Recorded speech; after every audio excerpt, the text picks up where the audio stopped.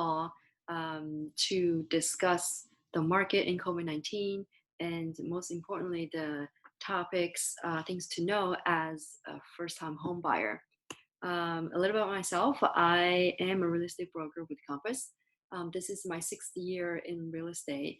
And before real estate, I was in finance and I was in a part of finance that's also housing related. I structured and traded mortgage bonds that were backed by the homes I sell today. I left finance in 2014 and have been in real estate since. It's been a great journey. All right, let's get right into it. So the market in COVID-19 is under a lot of pressure. There's not a lot of new things happening.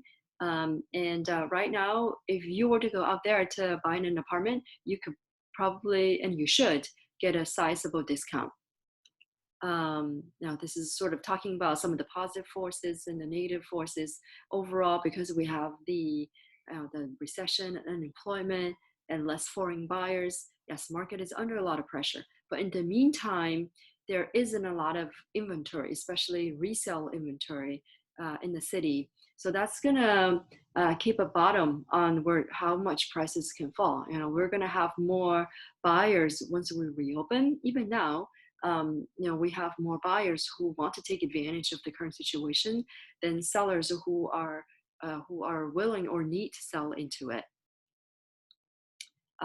Inventory is what I mentioned, because inventory ultimately shapes the direction of any market. Here we do have a pretty, it's really twofold. It's two sides of the coin. On one side, in new construction, we have oversupply, and that is what caused our market to peak in 2015. And in Manhattan, the market has been declining since 2015. Only recently, towards the end of last year, our market started to gain its footing. We have a lot of transactions happen between end of last year to early this year before the crisis hit. Prices had not recovered, but usually you have the volume leading the price action first. Right? So we were hoping to see prices recover probably by now, but unfortunately we have the health crisis. And then this is sort of for anyone, whether it's for your own home, even it's your own home, you should also pay attention to its investment value. Real estate as an investment returns on average 4% every year in New York City. This is just from 2010 to 2020. I've done the same calculation going back to 1997. It's the same thing.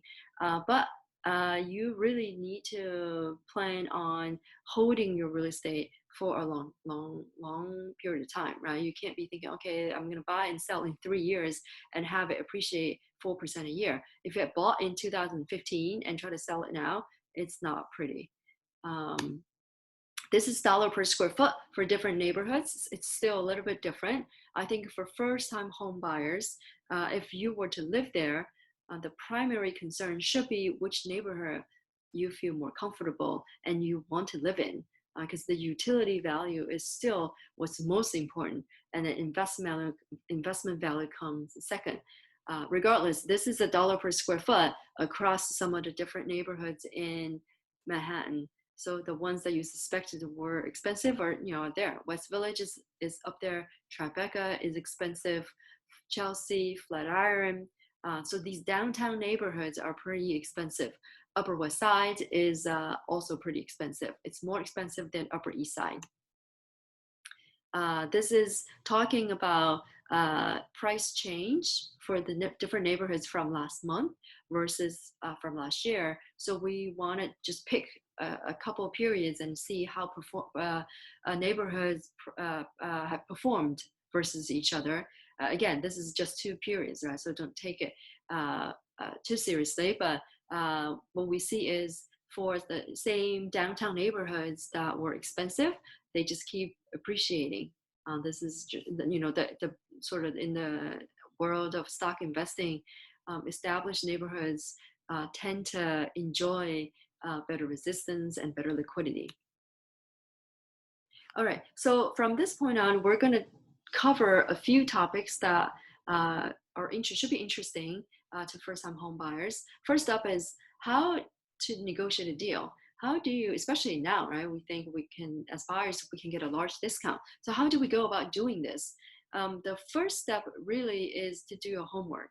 Before you even start talking to the other side, you and your agent should sit down and do the comps and come up with a fair market range, market price range for the target property. It's never going to be down to the penny, and shouldn't be. It should be a range.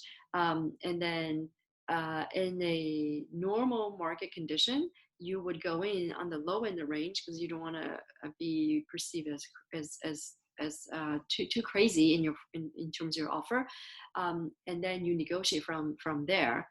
Then at that point, it's more of a technical thing. It depends on how much competition you have, whether there are other offers. If you are the only game in town, then chances for you to get a better deal are much higher. And in this particular market, I think we can certainly go through the low end of the range by quite a bit, just to see, to test the water, to see how much and um, how much the seller it needs to sell. And on the flip side, in 2015-14, during the peak market, when the market was upward trending, and then a lot of cases we had to buy apartments during bidding war, almost always we had to go through the high end of that range to get a deal. So this is how market moves upward and downward. Right? We start with what the past comps tell us, and then we add in what the market feels like. Another piece of the puzzle is your agent should really get a good sense of what the sellers are working with. What are some of the things sellers are important to the sellers? If they're not as important to you, then you can use those points to your advantage, right? So maybe you pay a smaller price, but then you give the seller something that are important to them. Okay, this is in terms of negotiation. Timeline, how long does it take to get an apartment? The process really is broken into two parts. The first part is the search. The second part is after you go into contract, there is the whole, you have to babysit the transaction across the finish line. The search part, it really varies. Now, I went out, I bought my first apartment on the second trip out. I just knew what I wanted. For average buyer, the search process takes 5 to 6 months. People need this much time to go out into the field to look and just to see, one, to get comfortable with what the market has to offer, with sort of work those into their wish list. Everybody comes out of the gate with this big long list of what they want, and it's disappointing to see the market has not that much to offer. So it takes time for people to reach that compromise comfortably, and then people also need that time to get comfortable with pricing. So you go out, you see enough apartments, and sort of get a sense of what every apartment is priced. And then when you get to your apartment, the apartment that you are interested in, you have a good sense of how much it should be worth. Obviously, it needs to get fine-tuned with comps and with your agent's help, get to the very detailed levels, but then you get a good sense already. That's why people need some time. Let's get to the next slide. So right, people start with browsing online and then go into the field 2 to 3 weeks, 2 to 3. This 6 weeks is definitely on the shorter end. Like I said, average person needs 5 to 6 months. And then before you go out, I think the first thing you should do is to talk to the bank and get a pre-approval. A pre-approval serves two purposes. The first purpose is to let the buyer know how much apartment you can afford, right? How big of a loan you are qualified for, especially in this changing times as banks are changing their requirements. I think it's very important to talk to a bank to get that sorted. And then the second purpose of pre-approval serves is when you're ready to make an offer, you will need the pre-approval to go along with your offer. Most sellers in New York City won't engage you. They won't start a negotiation with you until they see a pre-approval. Otherwise, they don't think you're serious or they don't think you're qualified. Then they don't want to waste their time.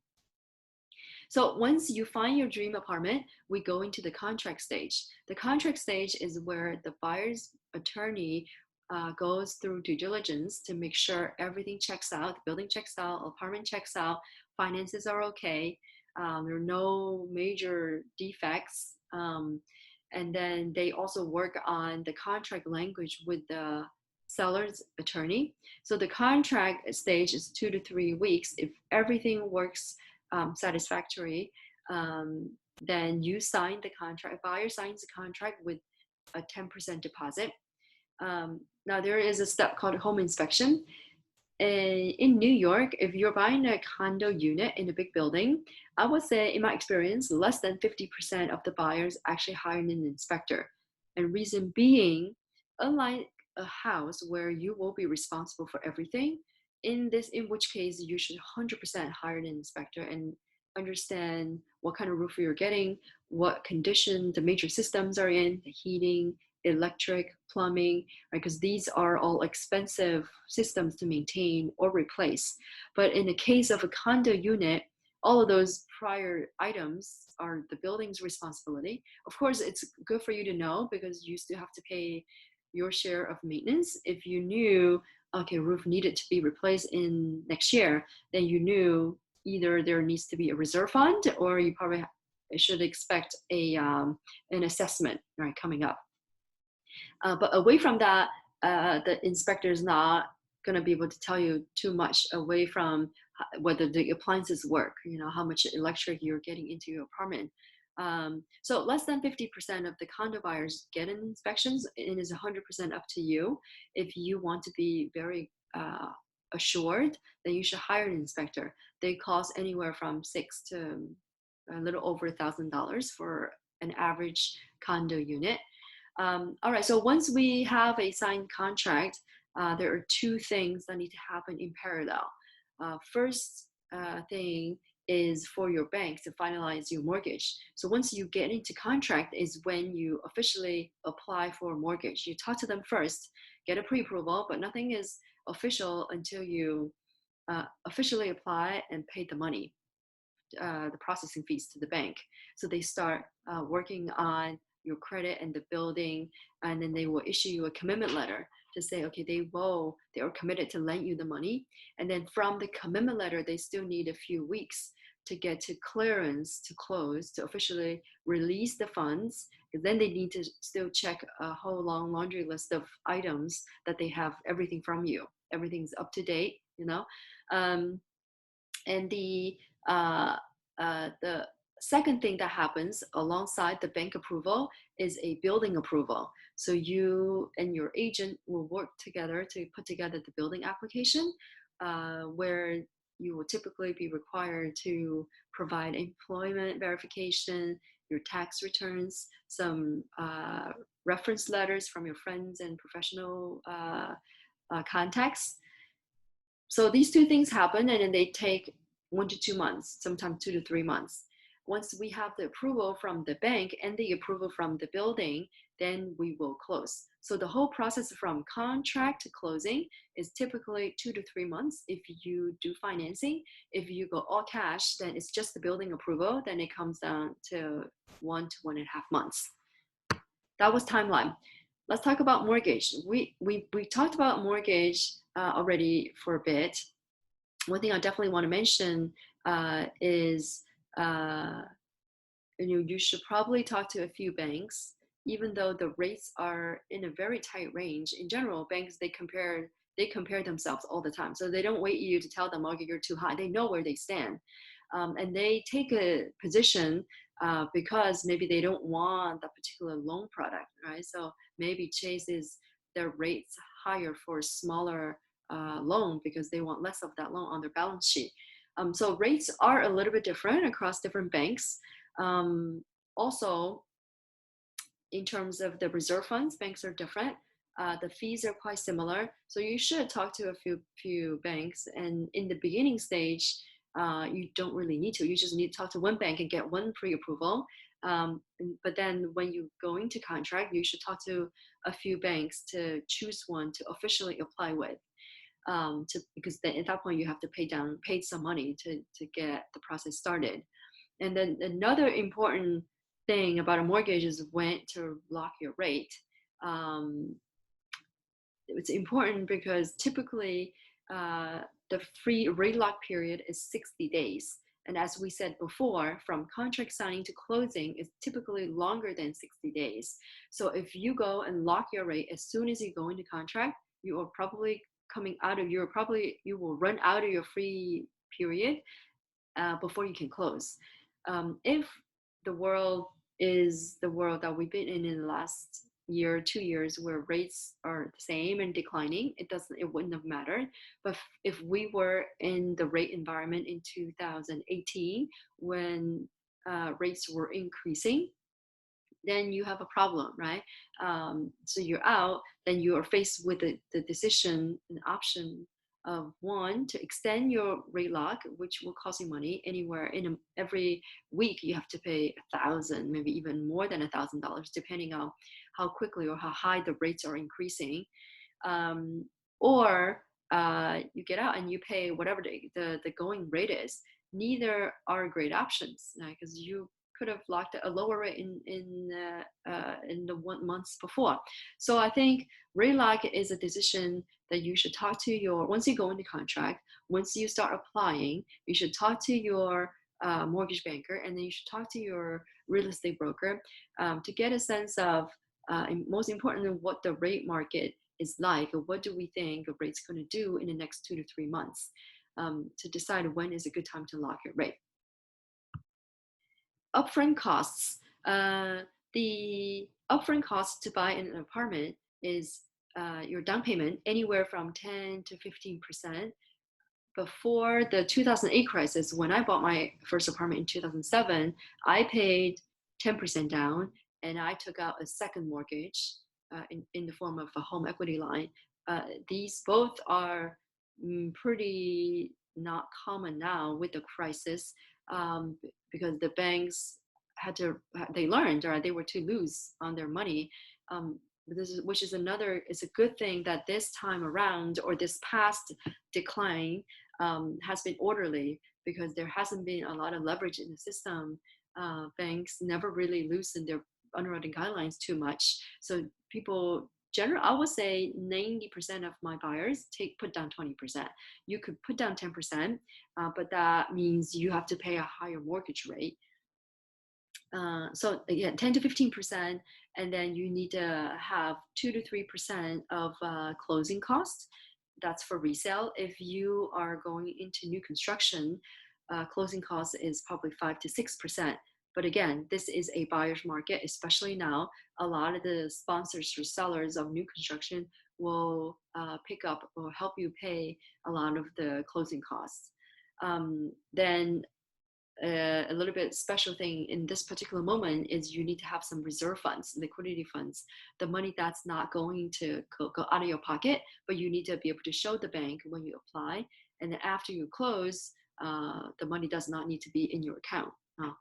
So this is in terms of the upfront cost. Your team, I think, is quite important. By law, no one is required to hire anyone. For buyer or seller, you can go at this whole process on your own. You don't need to have a broker. You don't need to have an attorney. But I highly recommend both professionals. And it's not because I'm a broker, it's because I've done this for 6 years, and I've seen a lot of cases represented and non-represented. So the value of a broker, which is under a lot of debate now, right? Especially now with the big data, everyone can find everything. And a lot of the buyers are very diligent. They're probably more diligent than their brokers. So it's questionable. So what is the value of a buyer's broker? A buyer's broker's value is twofold. One is in the search process. That's that point that we were talking about. Since this is what I do, so I have a search alert for every buyer client that I work with. And there is a part of my day I go through my alerts and I look at all the new listings that were flagged, and I look at them. And so I curate them. If I think they could be interesting, I send them to my buyers. So the search part is a good broker should be consistent and should be very diligent. And and the first, as soon as a good new listing come on board, you should be notified. And then the second part, that the area where a buyer's broker brings value, which arguably is more important, is in the representation. It is important to have someone that's in the middle of all this to watch your interests, because it's a long process, and usually almost all the deals have some issues, small issues, big issues, and there are decisions that need to be made in the process. Then your broker with all the information, because the broker should have been talking to both attorneys, and the seller's agent, the managing agent. The broker, your broker, buyer's broker, should know a lot of the information, should have all the information. They may not tell you everything, but when time comes to make a certain decision, they need to know exactly where you stand, and the broker should be able to tell you, okay, here are the scenarios you're facing, right? Here are the decisions that you can make, and they should advise you with pros and cons so you can make an educated decision. Um, and a lot of times, this is where I see some of the buyers that are unrepresented, because you have a job, right? You're not doing this as a full-time job, and you do something when some people tell you, okay, do this, but then you don't know. At the end of the day, all transactions close. You buy an apartment, but you don't know if all your interest has been best represented at every step of the way. If you could have saved some money, if you could um, uh, done something differently. You just wouldn't know. So this is a real estate, your buyer's broker is very important. I think everyone should interview a few in the beginning of the process. And then once you decide on one, just stick with that person. Otherwise, it's a waste of time, right? Because you're going to end up getting the same listings from different people. You have to talk to different people, and there's no need. Just choose one that you can trust, that you can hang out with, that you can talk to, and trust that person will watch your interest for you.